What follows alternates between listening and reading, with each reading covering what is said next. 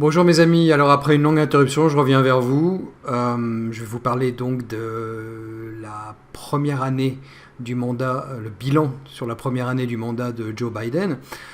Mais avant ça, je voudrais vous demander de vous abonner, de faire connaître ces vidéos ou cette série de vidéos à votre entourage, parce que je pense que ça peut être intéressant. Surtout que cette année, nous allons connaître des élections aux États-Unis. Et en France aussi d'ailleurs, mais en ce qui me concerne aux États-Unis. Alors, première année du mandat de Joe Biden, faire un bilan c'est très compliqué parce que après un an, est-ce qu'on a beaucoup de choses à dire? Alors dans le cas de Joe Biden, oui.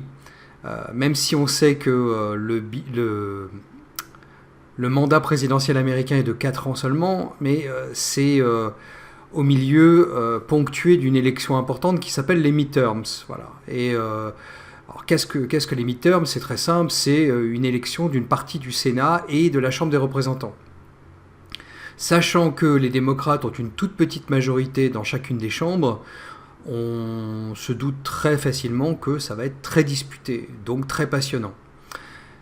Le pronostic est plutôt favorable aux républicains, mais on n'est jamais à l'abri d'une surprise, bonne ou mauvaise. Alors, ce que je voulais vous dire, c'est que la presse est très divisée sur ce bilan, la presse américaine est très divisée sur ce bilan de la première année de Joe Biden. On a d'un côté une presse de gauche qui est plutôt mitigée, aussi bizarre que ça puisse paraître. Par exemple dans Via Atlantic, qui est en fait un magazine extrêmement progressiste, mais bobo, puisque la propriétaire de Via Atlantic est la veuve de Steve Jobs. Donc, bon, on sent que c'est l'élite mondialisée qui parle au travers de ce magazine. Eh bien, ils font un bilan plutôt mitigé. Voilà, j'étais très surpris de le voir comme ça. Et bon, alors les pour et les contre, finalement, les pour sont plutôt la conséquence de la politique de Trump. Par exemple, la politique de vaccination Covid, qui a été en fait mise en place par l'administration Trump, a été reprise par Biden, et elle est estimée être quelque chose de favorable. Voilà, bon, c'est un exemple assez symptomatique. On prend ce que Trump a fait de mieux, on ne dit pas que Trump l'a fait, et on estime que c'est très bien comme ça. Voilà, et que c'est grâce à Biden que tout se passe bien. Bon, c'est de la politique, c'est classique, je ne vais pas faire de commentaires particuliers là-dessus, parce que c'est assez peu intéressant. Maintenant, il y a autre chose. Alors, il y a les aspects négatifs. Et effectivement, les aspects négatifs sont intéressants à regarder. Alors, évidemment, ils sont augmentés par la presse de droite, hein, Fox News, Newsmax, etc., qui estiment que bon, c'est un échec. Par exemple, le retrait d'Afghanistan qui a été une catastrophe. Il faut le dire. La politique économique qui a été aussi une catastrophe, avec une inflation monstrueuse, un problème lié à la force de travail. Beaucoup de gens ont quitté le milieu du travail pour des raisons diverses et variées. Je ne vais pas étaler les raisons, mais c'est à la fois parce qu'on a donné beaucoup trop d'argent aux gens alors qu'ils y restaient à la maison à cause des confinements liés au Covid, mais c'est surtout après l'obligation vaccinale qui a obligé les gens qui ne voulaient pas être vaccinés à partir. Enfin bon, il y a eu des tas de raisons mélangées. Bon, ça ferait l'objet d'une heure de vidéo, et comme je me donne pas beaucoup de temps pour ces vidéos, donc je préfère passer. Mais oui, il y a eu des problèmes économiques, il y a encore des problèmes économiques très graves. Par exemple, les rayons des supermarchés qui sont plutôt vides. Enfin bon, vous avez dû voir ça dans les articles si vous lisez la presse américaine, et même si vous ne lisez pas la presse américaine, vous pourrez demander. Moi, je vois des rayons plutôt vides, mais bon, ça nous empêche pas de vivre normalement, hein. Mais c'est vrai que c'est assez bizarre dans un pays où on a l'habitude d'avoir des milliers de choix différents. Bon, alors il y a d'autres échecs, par exemple le manque de consistance dans la politique étrangère américaine. l'impopularité de Biden et l'impopularité magnifiée de son vice-président Kamala Harris, qui est une femme à peu près détestée universellement. Donc elle était supposée être l'espoir du Parti démocrate et c'est un échec total de ce point de vue-là. Bon, donc il y a aussi une baisse de la confiance dans le gouvernement. Alors je dirais le gouvernement fédéral plutôt que les gouvernements des États, mais ça demande à être nuancé. J'ai pas le temps de faire des nuances ici, mais cette confiance est très liée justement à la gestion Covid. Qu'est-ce qu'il y a d'autre encore? Oui, alors le Parti démocrate donc va être en très mauvaise posture pour les midterms. Et évidemment, la responsabilité va retomber sur Biden, ça c'est sûr. Donc en fait, ce que je peux dire de très pessimiste pour Biden, c'est que 2022 va être pire que 2021.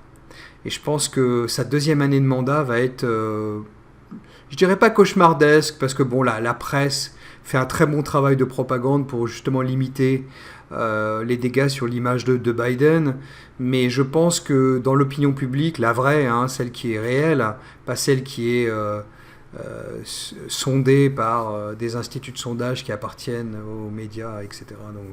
Donc, je pense qu'il va y avoir un effet boomerang qui va être terrible. Et donc je pense que les gens vont exprimer leur colère dans les urnes. Et je pense qu'on va avoir des surprises. Alors, comme je disais avant, des surprises, on peut avoir des bonnes surprises ou des mauvaises surprises, ça dépend pour qui on vote, ça dépend pour qui on est, un soutien ou pas. Mais il peut y avoir aussi une mauvaise surprise objective, c'est-à-dire un retour des fraudes électorales qui ont bien eu lieu en 2020 et qui auront certainement lieu encore ici ou là en 2022. Bon, donc ça, évidemment, c'est difficile de faire des projections, mais on verra bien comment ça va se dérouler. Donc oui, donc le bilan de Biden, pour moi, il est entre mitigé et très défavorable. Mais c'est vrai que les gens, quand on leur demande quelle est la direction du pays, ils disent qu'on va dans la mauvaise direction. Bon,